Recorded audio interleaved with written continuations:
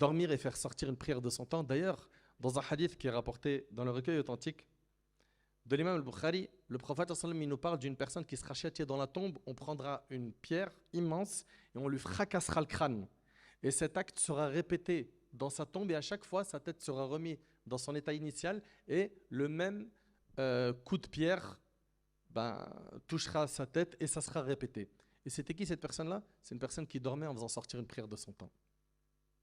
Ça, c'est que dans la tombe. Sans compter, il y a un fleuve en enfer réservé à ceux qui font sortir la prière de son temps. C'est quoi ta raison? Ouais, mais non, mais parce que tu ne connais pas mes conditions. Regardez, venez, on se met d'accord sur une chose. On a rarement vu des gens faire des efforts pour prier à l'heure et Allah il les a abandonnés. Et en réalité, celui qui veut une chose, il se donne les moyens. Et celui qui ne veut pas une chose, il cherche des excuses.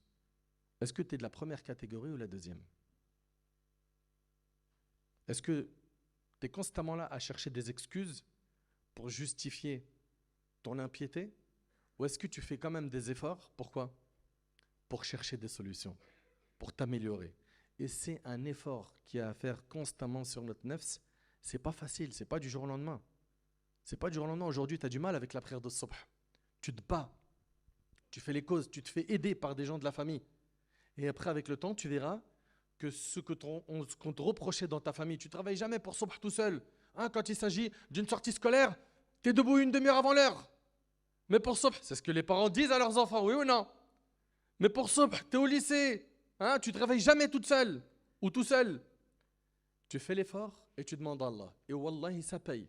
وَالَّذِينَ جَاهَدُوا فِينَا لَنَهْدِيَنَّهُمْ سُبُلَنَا. Allah Ta'ala, il dit ceux qui font des efforts pour nous, pour Allah, Allah il va les mener au chemin qui mène à lui. Donc fais des efforts et Allah subhanahu wa ta'ala il te facilitera.